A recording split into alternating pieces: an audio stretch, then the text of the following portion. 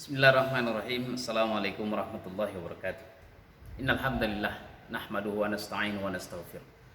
Wa na'udzu billahi min syururi anfusina wa min sayyiati a'malina. May yahdihillahu fala mudilla lahu wa may yudlil fala hadiyalah. Allahumma shalli ala sayyidina Muhammad wa ala alihi wa sahbihi ajmain amma ba'd. Kawan-kawanku di penjuru dunia, apa kabar?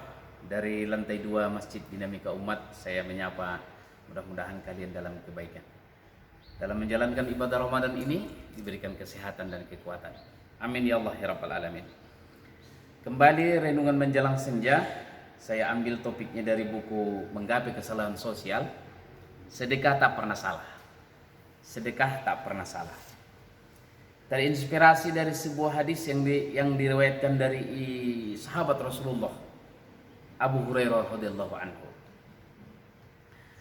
bahwa baginda Nabi SAW pernah bercerita, di masa lampau ada seorang yang tulus, ikhlas dalam bersedekah. Dan dia ingin bersedekah tanpa diketahuinya siapa yang menerima. Dan yang menerima pun tak mau dia siapa yang memberi, untuk menjaga hatinya dengan keikhlasan. Maka dia berkata, malam ini aku akan keluar memberikan sedekah.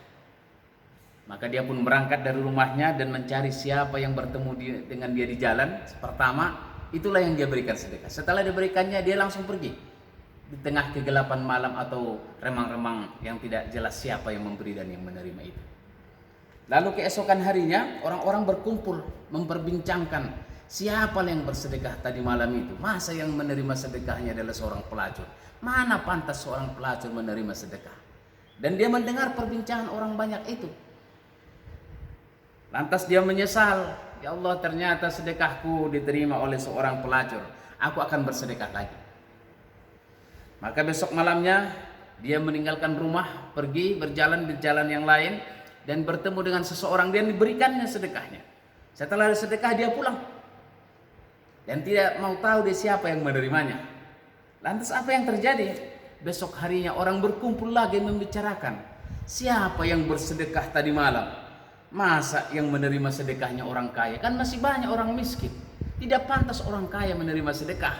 Dan dia pun kembali merasa sedih karena gagal memberikan sedekahnya kepada orang yang tepat. Dan dia bertekad, besok aku akan sedekah lagi. Maka keesokan harinya, malam hari dia juga keluar dari rumah dan berangkat menyusuri jalan dan mencari siapa yang bertemu dan akan mendapatkan sedekah itu. Maka dia bertemu dengan seseorang dan dia berikan sedekah itu. Setelah diberikan, ia tinggalkan. Apa yang terjadi?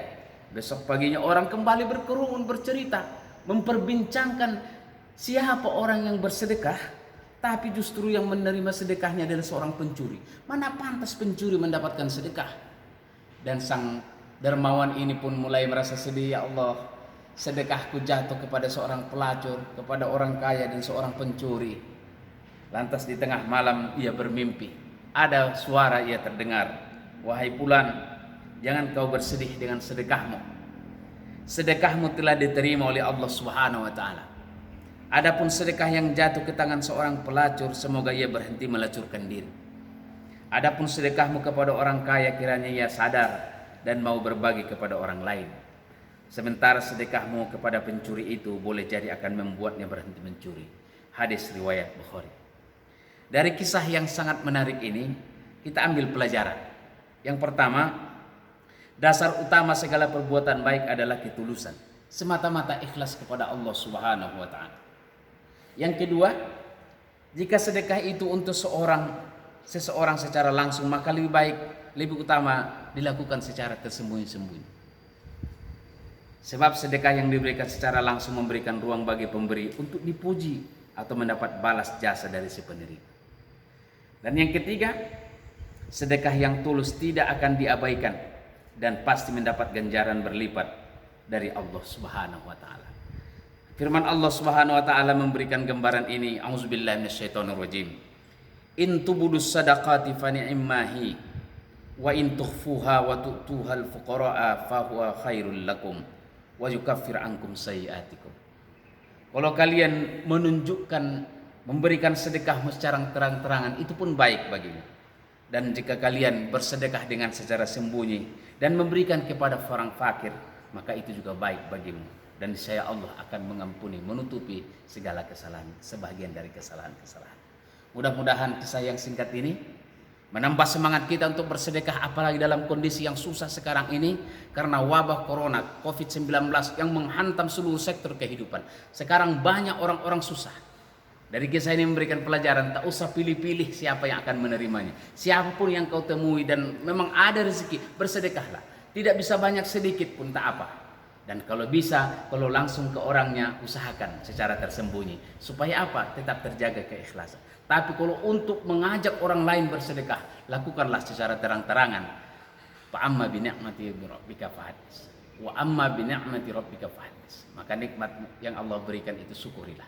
Insya Allah hari Sabtu yang akan datang di Bukit Dinamika Umat ini kita akan berbagi. Bersedekah kepada kaum duafa, orang-orang miskin dan para ustadz.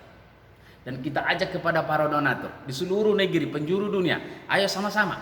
Sekarang banyak masyarakat kita yang dalam kesusahan. Insya Allah mereka akan kita bagikan bingkisan sembako sehingga bisa meringankan. Dan mudah-mudahan diterima oleh Allah Subhanahu Wa Taala.